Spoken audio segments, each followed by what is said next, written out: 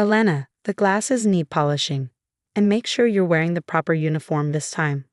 My mother's voice cut through the kitchen like a knife. I stood at the sink, already dressed in the black and white server's outfit she'd ordered me to wear, fighting back tears of humiliation.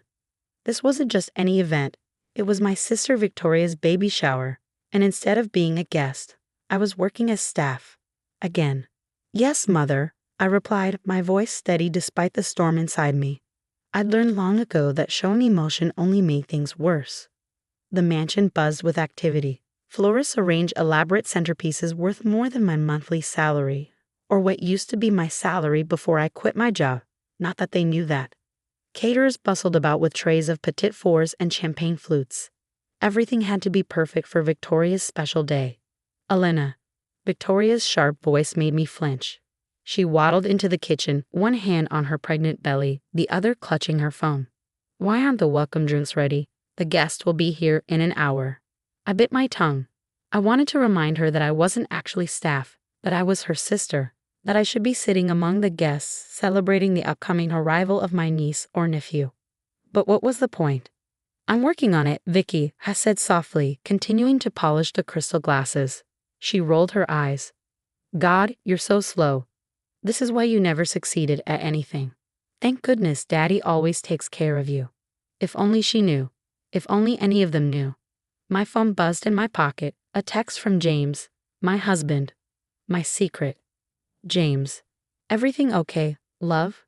Remember, timing is everything. I smiled, typing back quickly. All good. They have no idea. Victoria peered over my shoulder. Who are you texting? Don't tell me it's another one of those loser boyfriends. I locked my phone screen. Just a friend. She snorted. Right. Well, get back to work. And remember, when you're serving, keep your head down. I don't want you embarrassing me in front of my friends. As she left, I thought about James, about our beautiful penthouse in the city, about the ring I'd carefully hidden away this morning before coming here, about the truth that would soon shatter my family's carefully constructed reality. 2 hours later, the party was in full swing. 50 of Boston's elite women filled the garden, sipping champagne and cooing over Victoria's designer maternity dress. I moved between them silently, refilling glasses, collecting empty plates, playing the role they'd assigned me perfectly. Oh, Victoria, darling. Mrs. Anderson, one of Mother's oldest friends, exclaimed. I heard the Winters family is attending. How did you manage that? I nearly dropped my tray. Mother's face lit up with pride. Well, you know how these things are. The Winters have always been selective about their social engagements, but given our family's standing, I had to bite my lip to keep from laughing. They had no idea that the only reason the Winters were coming was because of me. Is it true? Someone whispered. Are they really worth billions? The oldest family in Boston, another guest added. So private, so exclusive. I heard they're looking to acquire new companies. Victoria preened. Daddy's been working on a merger with their corporation. This party might just seal the deal. If only they knew that James Winters, the youngest son and CEO of Winters Enterprises, was already married to the woman they dressed as a server and relegated to the kitchen. We'd met 3 years ago when I was working as an investment analyst. Not that my family knew about my career success. They still thought I was a struggling secretary. James and I had kept our relationship private, then our marriage 6 months ago. He understood my reasons, supported my need to show my family the truth in my own way. Elena. Mother's sharp voice cut through my thoughts. Stop standing around. The Winters will be here any minute. Everything must be perfect. I nodded, retreating to the kitchen. My phone buzzed again. James. On our way. Ready? Me, ready. I took a deep breath, straightening my server's uniform. Soon, very soon. The murmur of conversation outside suddenly hushed. I heard the distinct sound of car doors closing, followed by excited whispers. They're here. The whole family. Look at their cars. I peeked through the kitchen window. 3 black Mercedes had pulled up to the house. James stepped out first, tall and commanding in his tailored suit. His parents followed, then his brother and sister-in-law. Mother rushed forward, practically tripping over herself to greet them. Mr. and Mrs. Winters. What an honor. Victoria waddled over, beaming. Welcome to my baby shower. We're so delighted you could come. James's eyes scanned the crowd, finding me instantly through the kitchen window. The smallest smile played at his lips. The honor is ours, he said smoothly. Though I must admit, we're here for a rather special reason. Mother clasped her hands together. Oh, do tell. James stepped forward, his presence commanding attention. You see, we're here to celebrate not just a new life, but a union that's already taken place. Victoria's smile faltered slightly. I don't understand. My wife, James continued, his voice carrying across the suddenly silent garden. She's here today. Confused murmurs rippled through the crowd. Mother laughed nervously. There must be some mistake. We haven't seen. Elena, James called out, his voice warm and firm. Darling, would you join us? The kitchen door felt heavy as I pushed it open. 50 pairs of eyes turned to stare as I stepped into the garden, still wearing the server's uniform my family had forced me to wear. The silence was deafening. Victoria's champagne glass slipped from her fingers, shattering on the patio. Mother's face drained of color. Father, who had just arrived hoping to discuss business with the Winters, looked like he might faint. No, Victoria whispered. No, this is a joke. James walked over to me, taking my hand and kissing it softly. Elena Winters, he announced to the crowd. My wife of 6 months, and the reason we're all here today. Mother found her voice first. But she's just. Just what, Mother? I asked quietly. Just the family disappointment? Just the servant you dressed up for your perfect daughter's baby shower? James's mother stepped forward, elegant and poised.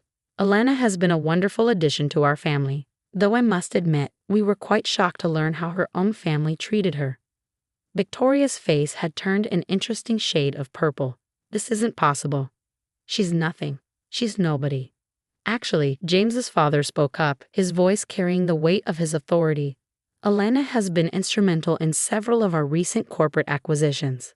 Her investment strategies have earned the company millions. Father swayed slightly. The merger will not be happening, James finished firmly. We don't do business with people who treat their own family as servants. The garden erupted in whispers. Mother's social circle was getting the scandal of the season. And for once, I didn't care about maintaining appearances. Elena, Mother stepped forward, her voice suddenly honey-sweet. Darling, why didn't you tell us? Would it have mattered? I asked. Would you have treated me differently if you'd known I was successful? That I'd married into the family you've been desperately trying to impress? Victoria was crying now, mascara running down her cheeks. This was supposed to be my day. It still is, I said calmly. I didn't come here to ruin your baby shower, Vicky. I came to show you, all of you, that the person you've been looking down on, the daughter you dismissed, the sister you treated like staff, she doesn't exist anymore. She never did. James squeezed my hand. Shall we, darling? Our dinner reservation awaits. I looked at my family, really looked at them. Mother's calculating eyes already planning how to spin this revelation to her advantage. Victoria's tears of rage and humiliation. Father's devastated expression as he realized the merger he'd been counting on was slipping away. Yes, I said, loud enough for everyone to hear. Let's go home. As we walked to the car, I heard the explosion of conversation behind us. Tomorrow this would be all over Boston's social circle. The Winters' secret wife. The shocking revelation at the baby shower. The family who had no idea they'd been serving one of the city's most powerful women. But for now, sitting in the Mercedes with James's hand in mine, I felt nothing but peace. The truth was out, and for the first time in years, I could breathe. Are you okay? James asked softly as we pulled away from the mansion. I looked back at the house where I'd endured so much humiliation, where I'd been treated as less than nothing. A smile spread across my face. Never better. The server's uniform suddenly felt like a costume I finally get to take off. I wasn't their servant anymore. I wasn't their failure or their disappointment. I was Elena Winters, and I was finally free. The fallout was immediate and spectacular. By morning, my phone had over 200 missed calls and messages. The family group chat had exploded with accusations, pleas, and desperate attempts at damage control. I sat in our penthouse breakfast nook, sipping coffee and watching the sun rise over Boston's skyline, while James read the morning paper beside me. Your sister has called 17 times in the last hour, he mentioned casually, not looking up from his newspaper. I checked my phone again. Victoria's latest message read, "How could you do this to me? My baby shower is ruined.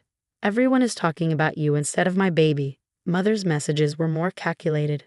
"Alina, darling, we need to discuss how to handle this situation. Your father's business associates are asking questions. Call me immediately." "They're trying to rewrite history," I said, putting my phone down.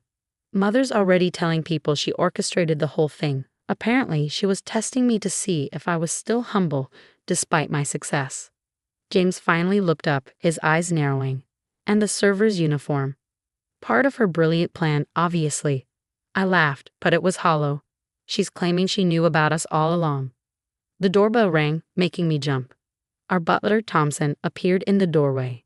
"Mr. and Mrs. Harrison are here to see you, Mrs. Winters." My parents, of course they'd show up unannounced. James reached for my hand.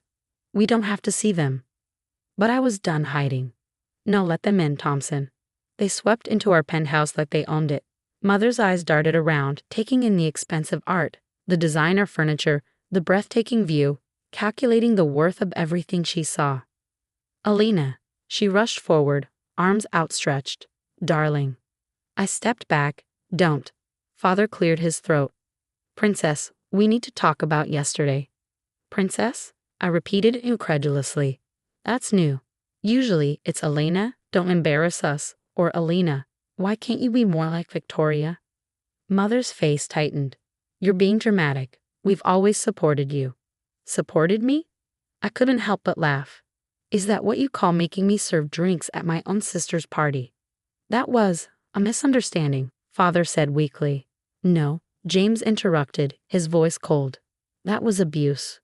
Mother's eyes snapped to him, suddenly calculating. "Mr. Winters." "James, surely we can discuss this like family." "Family?" I felt something inside me snap. "Let's talk about family, Mother.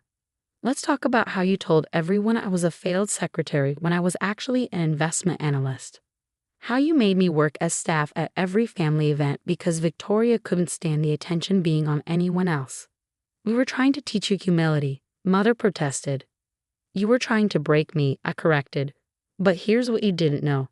Every time you made me serve drinks, every time you dressed me in a uniform, I was closing million-dollar deals. While Victoria was planning her baby shower, I was helping merge two of the largest tech companies in Boston."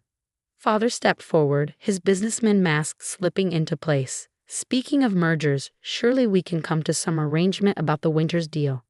"Not happening," James cut in smoothly. "Ever." Mother's facade cracked slightly. "Do you have any idea what you've done?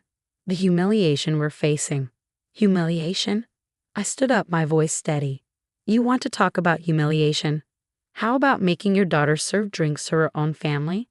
How about telling everyone she's a failure while she's building a successful career? How about—" "Enough," Father shouted. "You've made your point. Now let's discuss how we're going to fix this." "Fix what?" I asked calmly. "The truth is out. Everyone knows who I am now." "And who exactly is that?" Mother's voice dripped with venom. "Mrs. Winters, you think marrying into money makes you special."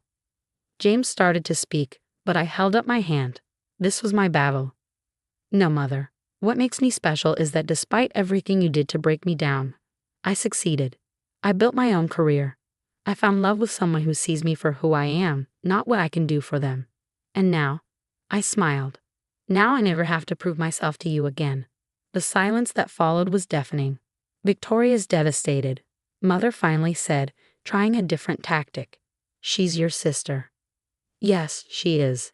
And when she's ready to see me as her sister and not her servant, we can talk." "This isn't over," Father warned, his face red. "You have no idea what you've done to this family." I walked to the door, holding it open. "I think we're done here. Thompson will show you out." As they left, Mother turned back one last time. "You'll regret this, Elena. Family is all we have." "No, Mother," I said softly. "Family is what we choose, and I have made my choice." After they were gone, James pulled me close. "You okay?" I leaned into him, watching the city below. Somewhere down there, my family was probably already spinning this story, trying to salvage their reputation. But for the first time in my life, I didn't care about their approval. "You know what's funny?"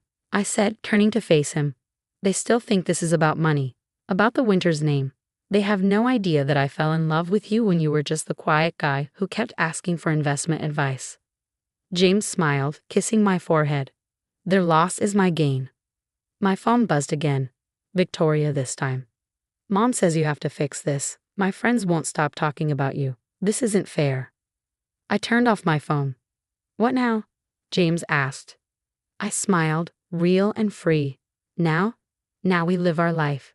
And they can watch from the outside for a change. The sun was high over Boston now, a new day dawning. And for the first time, I was ready to step into the light. 3 weeks after the baby shower incident, Victoria went into early labor. I found out through a series of frantic texts from distant relatives, all suddenly wanting to reconnect with the successful Winter's bride. Your sister is at Boston General, Aunt Martha wrote. She's been asking for you.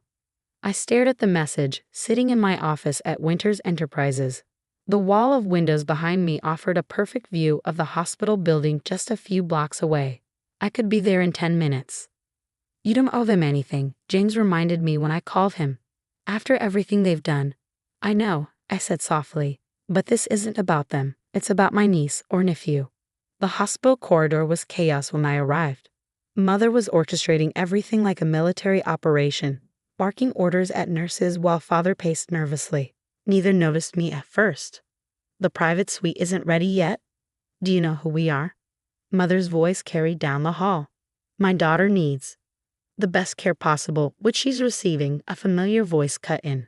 I turned to see James's mother, Catherine Winters, striding down the corridor in her impeccable suit. As head of the hospital's board of directors, her word was law here. Mother's face went through several interesting expressions before settling on sickly sweet. Catherine, I didn't expect. Clearly, Catherine said dryly, then spotted me. Elena, darling. I came as soon as I heard. She embraced me warmly, and I felt Mother's jealous gaze burning into my back.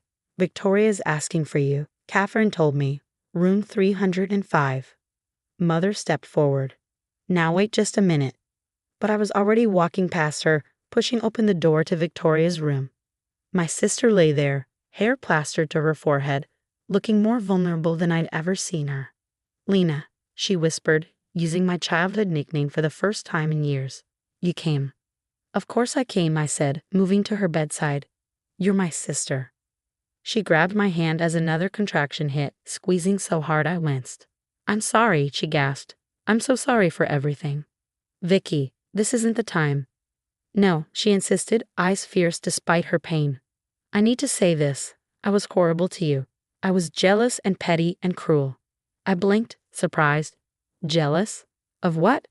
Everything, she laughed, but it turned into a grimace. You were always so smart, so capable. You didn't need anyone's help to succeed. Not like me. That's not. It is true, she panted. Mom and Dad, they always had to smooth my way, buy my grades, get me jobs, arrange my whole life. But you did everything yourself, and I hated you for it. Another contraction hit, stronger this time. The monitors started beeping frantically. I need a doctor in here. I called out, and suddenly the room was full of medical staff. Baby's in distress, someone said. We need to prep for an emergency C-section. Victoria's grip on my hand tightened. Don't leave me, she begged. Please, Lena. I'm scared. I looked at her, really looked at her. Past the designer hospital gown, past the years of cruelty and competition, I saw my little sister. The girl who used to crawl into my bed during thunderstorms, who cried when I left for college, who somewhere along the way had gotten as lost in our parents' expectations as I had. I'm not going anywhere. I promised. What followed was a blur of activity. They wouldn't let me in the operating room, but I stayed right outside, pacing the corridor while James and Catherine kept me company. Mother and father were there too, but for once, they remained silent, perhaps sensing that their usual drama wouldn't be tolerated. After what felt like hours, a cry pierced the air. A few minutes later, a nurse emerged with news. Mother and baby are both doing well, she announced. It's a girl. The relief in the corridor was palpable. As they wheeled Victoria back to her room, I caught a glimpse of the tiny bundle in her arms, my niece. Elena, Victoria called weakly. Come meet your goddaughter. I froze. What? She smiled tiredly.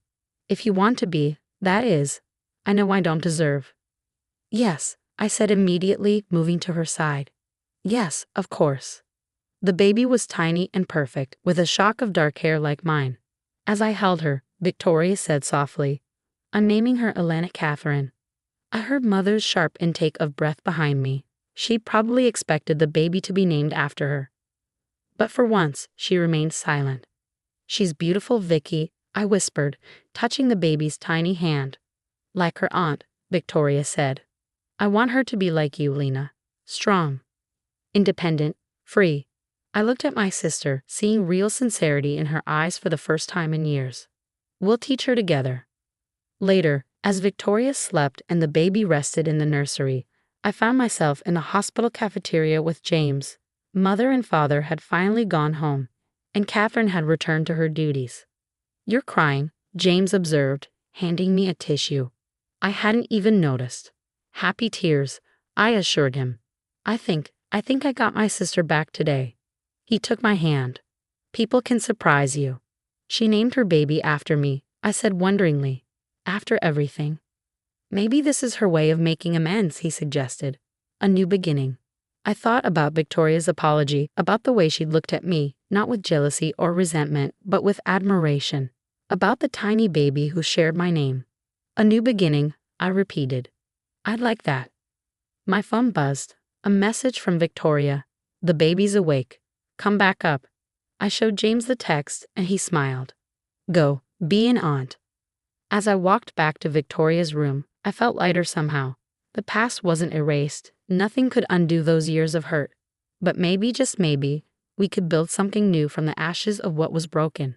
Little Elena Catherine slept peacefully in her bassinet, unaware that her very existence had just bridged a gap that had once seemed unbridgeable. As I watched her tiny chest rise and fall, I made a silent promise.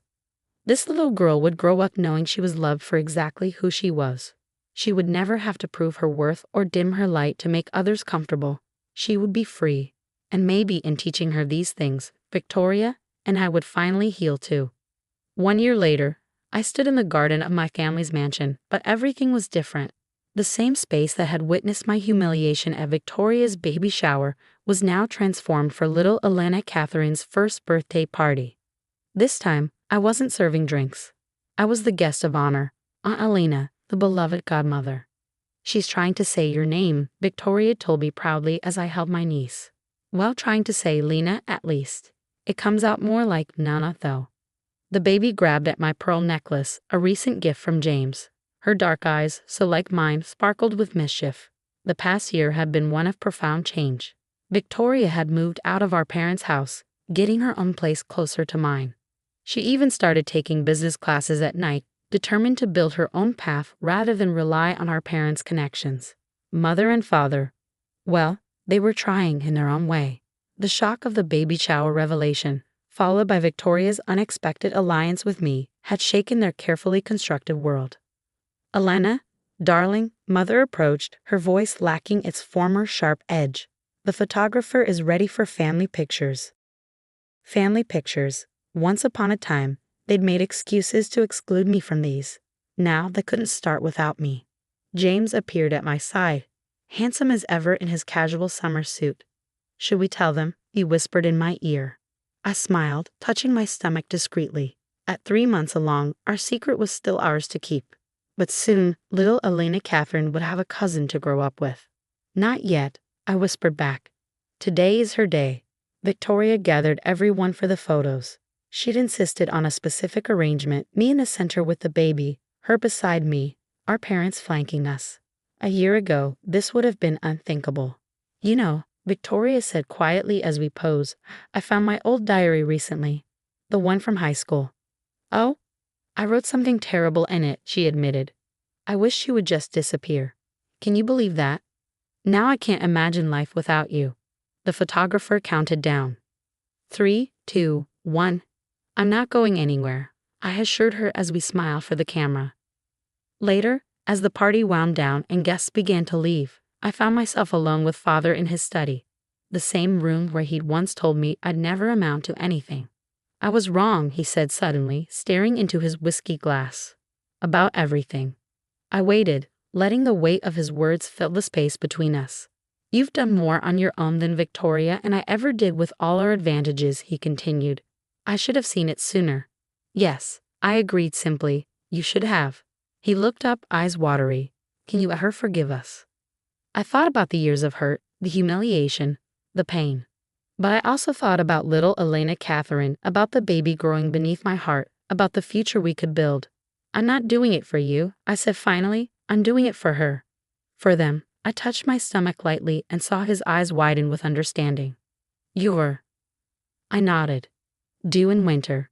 And this child, like Elena Catherine, will grow up in a different kind of family, one where success isn't measured by money or status, but by kindness and strength. He set down his glass, hands trembling slightly. I'd like to be part of that family. Then prove it, I said, standing. Not with words or money or business deals. Prove it with actions, with change, with love. Outside, I heard Victoria calling my name. Little Elena Catherine had woken from her nap and was asking for Nana again. As I left Father's study, I felt the last weight lift from my shoulders. The past couldn't be changed, but the future was ours to write. James met me in the hallway, concern in his eyes. Everything okay? I took his hand, placing it over my stomach where our child grew. Everything is perfect. And it was. Not because everything was forgiven or forgotten, but because I was finally truly free. Free to be myself, free to love, free to build the family I'd always dreamed of.